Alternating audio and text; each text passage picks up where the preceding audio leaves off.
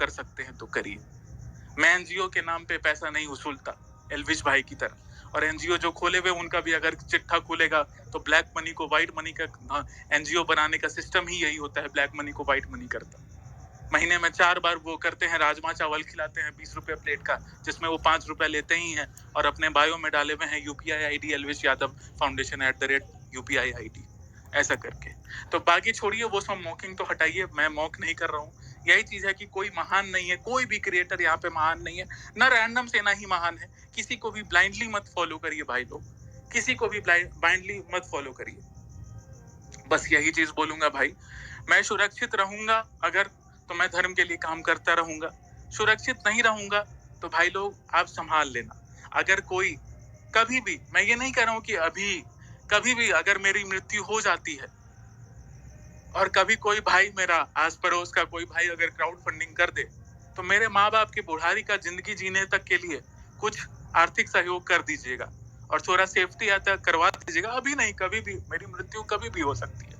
मेरा तीनों address leak हो गया, मेरा नंबर लीक हो गया, नंबर से बहुत कुछ निकल जाता है, फोटो लीक हो ही चुका है, सब कुछ हो ही गया है, मेरा स्कूल सब लीक हो ही चुका है। कभी भी अगर मेरी मृत्यु होती है, मेरी हत्या होती है, तो मेरे माँ बाप को संभाल लीजिएगा। ये कोई मैं इमोशनल ड्रामा नहीं कर रहा हूँ, बस यही चीज बोल रहा हूँ भाई कि अगर कुछ होगा तो देख लेना भाई।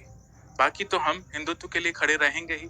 मुनव्वर फारूकी को गले लगा के एल्विश यादव ने गलती की, और भाई को गलती अपनी मान लेनी चाहिए थी, क्योंकि उसने अपने आप को कट्टर हिंदू प्रोमोट करके कि हाँ मैं कट्टर हिंदू हूँ, हाँ मैं कट्टर हिंदू हूँ, हाँ मैं कट्टर हिंदू हूँ, तब उसने हिंदू से वोट लिया, समर्थन लिया, और आज के डे और उसके बाद फिर गद्दारी कर दी हिंदूज के साथ।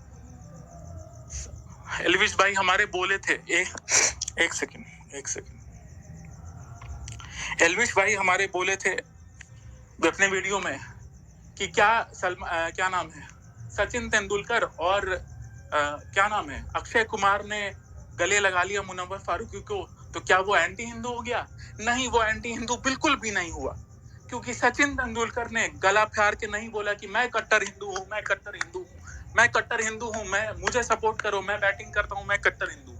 अक्षय कुमार ने कभी नहीं, और अक्षय कुमार मेरा बाप नहीं है, अक्षय कुमार भी सबसे बड़ा दोगला है। अब अक्षय के फैन मुझे गाली देंगे, लेकिन अक्षय कुमार 2 साल 3 साल पहले तक हिंदू धर्म का मजाक उड़ाता था, बोलता था कि शिवलिंग पे क्या बोला है, उसने बोला है, महादेव ने बोला है कि दूध चढ़ाओ, पानी चढ़ाओ, ये चढ़ाओ, वो चढ़ाओ, दिस चढ़ाओ, दैट चढ़ाओ। उसने ओएमजी में मल्टीपल मजाक सुना है, तो वो खुद दोगला है, वो तो दोगला है ही। लेकिन रही बात एल्विश भाई, आपने ये बोला कि सचिन तेंदुलकर क्या एंटी हिंदू हो गया, ये वो नहीं, तो भाई आपने अपने आप को सीना चीड़ के बोला मैं कट्टर हिंदू हूँ, मैं कट्टर हिंदू हूँ, मुझे वोट दो। आपके कटारिया ने मुझे कॉल किया था, आपने वीडियो में बोला, मैं कल वीडियो में ये सब चीज बताऊंगा पूरा, वो सब चीज के साथ। आपने बोला कि मैं आया था, नहीं, कटारिया भाई, आपका कटारिया भाई कॉल किया था आपके बिग बॉस में जाने के 2 घंटे के बाद कि रैंडम भाई, एल्विश भाई ने बोला है कि रैंडम भाई सब संभाल लेंगे। और जब मैं उदास हुआ था मीटअप के दिन, जब मुझे लगा था कि आप लोगों ने मेरी बेइज्जती किया, जब मैं जा रहा था, तो माता जी, एल्विश की माता जी और एल्विश की गर्लफ्रेंड, जो दूसरी गर्लफ्रेंड, मैं उस बेचारी का नाम नहीं लूंगा, उसने मुझे फोन पे रिक्वेस्ट किया, रात के 2 बजे तक 1 घंटे 1.5 घंटे बात हुई, मेरी बहसबाजी भी हुई कटारिया से। आपका कास्टिस्ट, आप कितने बड़े कास्टिस्ट हैं, आप 36 बिरादरी की बात करते हैं। आपका विनय यादव बोला, स्टेटमेंट दिया कि 20 करोड़ यादव हैं, अकेले देख लेंगे। तब मैंने गाली दी थी कि मैं ब्राह्मण हूँ, मैं भूमियार ब्राह्मण हूँ, तो मैं क्या चूतिया हूँ जो इतना सुबह शाम लगा हुआ हूँ एल्विश के लिए। तब आपकी माता जी ने संभाला था और आपकी गर्लफ्रेंड ने संभाला था कि नहीं छोड़ो, रैंडम, उसको फोन रख दिया था, हटा दिया था, बोला कि छोड़ो पागल है वो, हटाओ इन सब चीजों को। आप आए थे, आप गिराए थे, आपकी फैमिली वो मांगी थी हमसे सपोर्ट कट्टर हिंदू के नाम पे, इसलिए दुख था। सचिन तेंदुलकर से दुख नहीं है, क्योंकि सचिन तेंदुलकर ने हिंदूज के नाम पे वोट नहीं लिया, सचिन तेंदुलकर ने हिंदूज के नाम पे फेम नहीं लिया, आपने हिंदूज के नाम पे फेम लिया है। आप समाजवादी पार्टी का समर्थन करते थे, पहले अखिलेश यादव का समर्थन करते थे, जब योगी की सरकार बनी तब आप योगी के समर्थन पे आ गए, क्योंकि बीजेपी आईटी सेल के 2-3 लोग, मैं नाम नहीं लेना चाहूंगा, वो लोग बहुत पावरफुल लोग हैं, आपके कांटेक्ट में आए, तब आप सोचे कि जहां सरकार होगी, जहां पावर होगा, उसके साथ मिल जाओ। आपका वो भी वीडियो है जिसमें आप समाजवादी पार्टी को सपोर्ट कर रहे हैं, तो आप कितने बड़े कास्टिस्ट आदमी हैं, कितने 36 बिरादरी को आप कितना वैल्यू देते हैं, वो पता है, वो मुझे पता है कि 36 बिरादरी को आप कितना वैल्यू देते हैं। आप विनय यादव जैसे कास्टिस्ट आदमी के साथ घूमते हैं अभी तक, मुझे पता है कि आप कितना वैल्यू देते हैं कास्टिस्ट चीज को। मैंने आपसे कितनी बार ट्वीट करवाया, आपके पोस्ट पे जो रील है, हिंदू हो तो हिंदू बनना सीखो, धर्म से ऊपर जाति नहीं होती, ये वीडियो भी मैंने डलवाया था आप पे, जब आप पे अटैक हो रहा था, आप पे चरम सीमा पे अटैक चला गया था कि आप कास्टिस्ट यादव हैं, तब मैंने ही डलवाया था, वो भी चैट है मेरे पास, सब कुछ है। थोड़ा आप शर्म कर लेते, मैंने आपको हर गलती सुधारी, हर चीज समझाया। जितने भी आपके ट्वीट्स हैं उसमें 70-80% मेरे फ्रेम किए गए ट्वीट हैं जो आपको दिए गए। नहीं, वो एहसान वाले नहीं, आपके फेवर में दिए गए। आपने जो अपने फेवर में ये सब किया, ये सारे 70-80% ट्वीट्स मेरे दिए गए थे, फ्री ऑफ कॉस्ट, भाईचारे में। पैसा तो बहुत दूर की बात है, उल्टा फेवर भी नहीं लिया कि कभी आप मेरा नाम लीजिए। जितने भी भाई अभी सुन रहे हैं, एक बार आप जाके देखिए कि क्या एल्विश यादव ने आज से कल से पहले रैंडम सेना का कभी अपने मुख पे नाम भी लिया था क्लियरली। थोड़ा आप अगर दिलो दिमाग से सोचिएगा ना, तो सुनिए, समझिएगा कि क्या एल्विश यादव ने बिग बॉस जीतने से लेके अभी तक रैंडम सेना का अपना नाम कभी अपने व्लॉग में कभी भी लिया, कभी भी कुछ बोला? हाँ, कल बोला, आज बोला, जब रैंडम सेना को बर्बाद करना था, रैंडम सेना का फोटो लीक करना था, रैंडम सेना का एड्रेस लीक करना था, रैंडम सेना पे एलिगेशन लगाना था, तब भाई ने रैंडम सेना का नाम लिया। हमें कुछ नहीं मिला, भाईचारा नहीं मिली, इज्जत नहीं मिला, पैसा तो बहुत बहुत बहुत दूर की बात है। कटारिया ने उस टाइम भी मुझे खरीदने की कोशिश की थी, तभी मैं गरियाया था उसको। जिस दिन मीटअप में मुझे नहीं बुलाया गया था, मेरा ही सारा कुछ अरेंज किया हुआ, और मुझे ही नहीं बुलाया गया था, तो मैं नाराज हो गया था, मैं इज्जत के लिए मर रहा था। हाँ, अब इसका भी मजाक उड़ाया जाएगा। तो मैं जब गुस्सा हो गया तो कटारिया मुझे कॉल करके बोलता है, कितने पैसे चाहिए तुझे, कितने पैसे चाहिए भाई, बता तुझे कितने चाहिए, 10 लाख 15 लाख? हम बोले पैसे में नहीं खरीद सकता भाई, बीजेपी आईटी सेल नहीं खरीद पाई, तुम कहां से खरीद लोगे? ये सारा प्रूफ है भाई, मैं हवे में नहीं बात कर रहा हूँ, सारा प्रूफ है मेरे पास।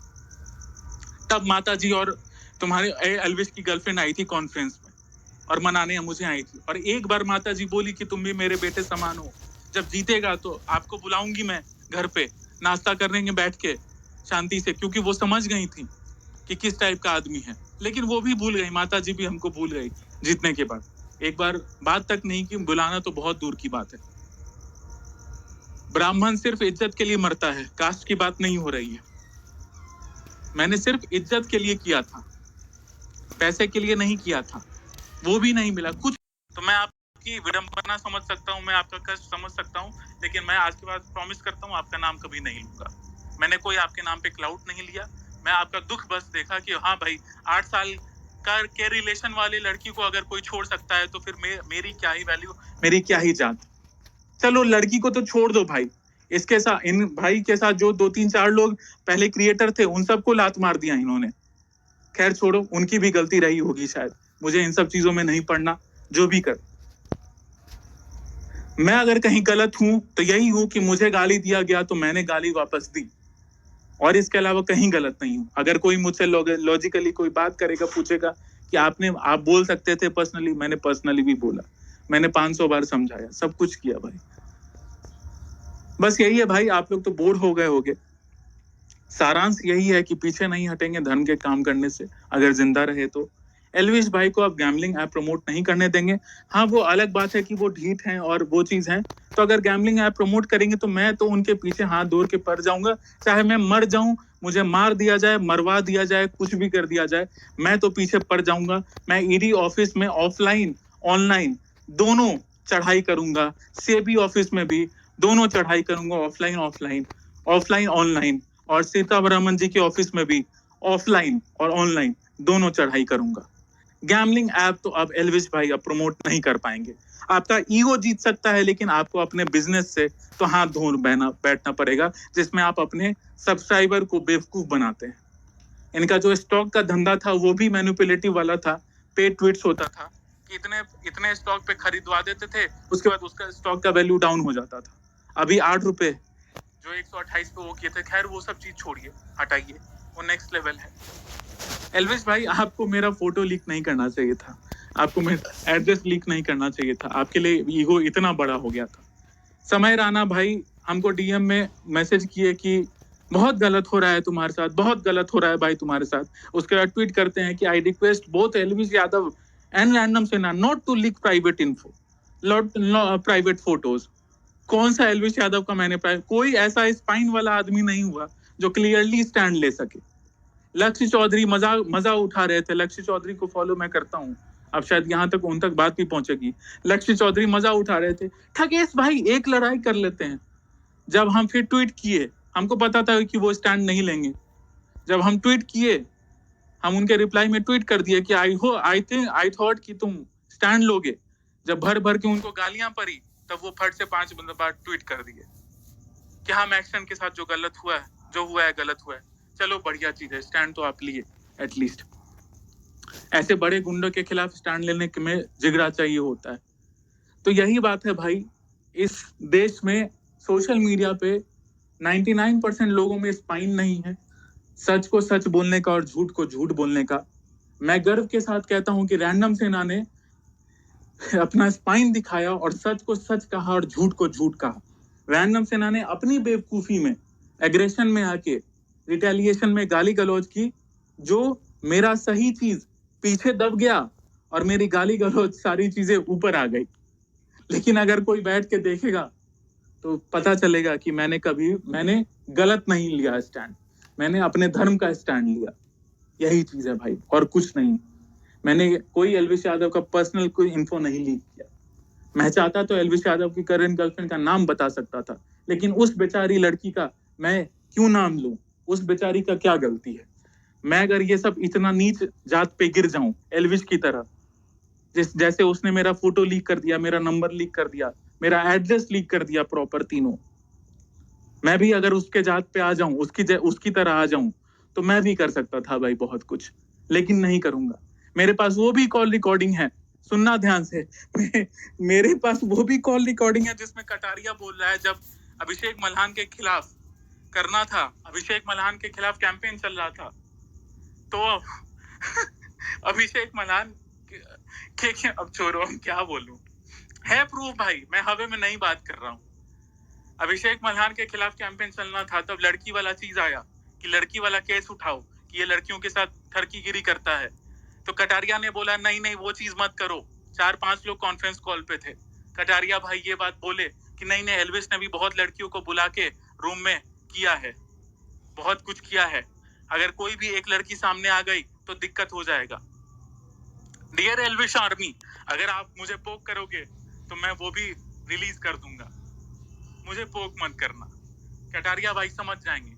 एक बार जितने भी एल्विश आर्मी फैन पेजेस हैं, एक बार कटारिया भाई से पूछ लेना कि ये रैंडम भाई सच बोल रहा है कि झूठ बोल रहा है, पूछ लेना एक बार मुझे पोक करने से पहले।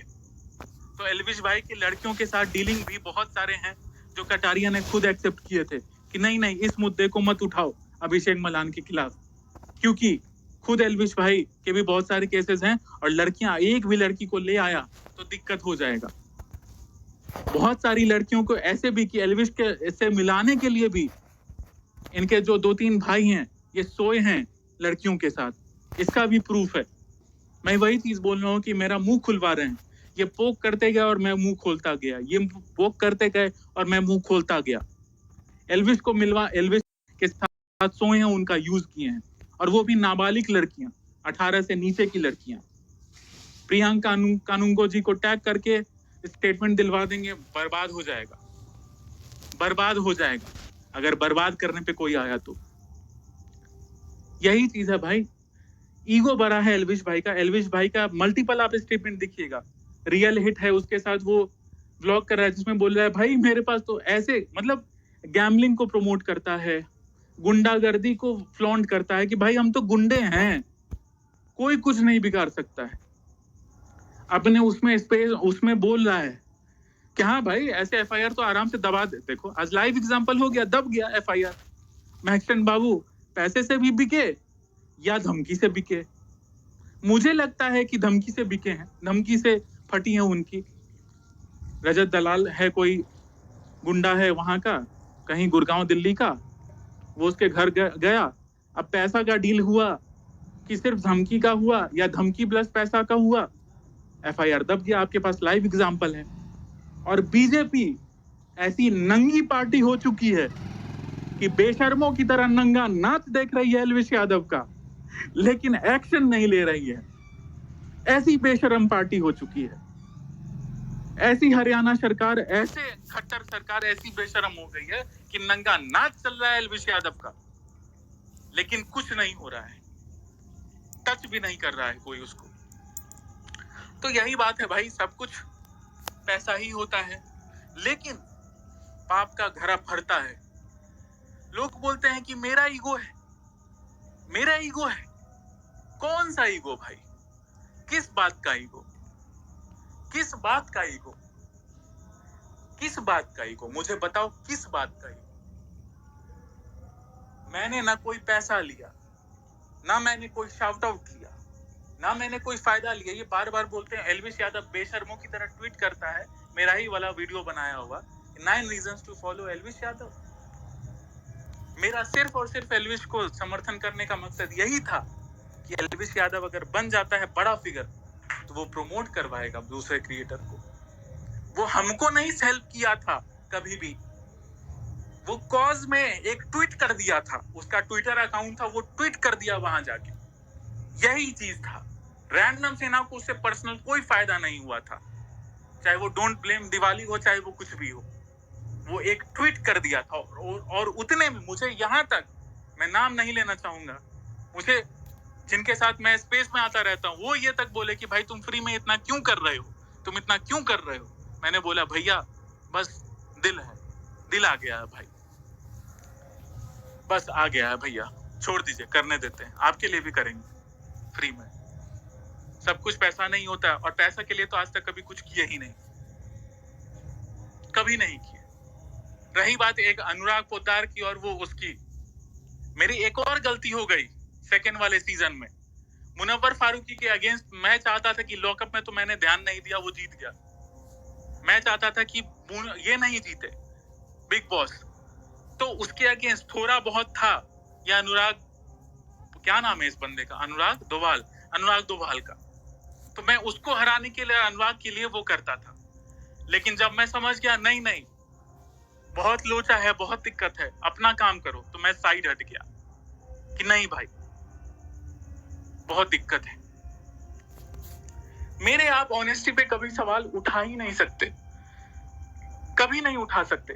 22,000 भाई लोग सुन रहे हैं, आप मेरे ऑनेस्टी पे कभी सवाल नहीं उठा सकते। आप कभी मुझ पे यही एलिगेशन लगा सकते हैं कि मैंने गाली दी। आप मुझ पे कभी एलिगेशन नहीं लगा सकती रैंडम सेना ने कभी पैसे के लिए अपना धर्म बेच दिया, रैंडम सेना ने कोई मूवी प्रमोट कर दी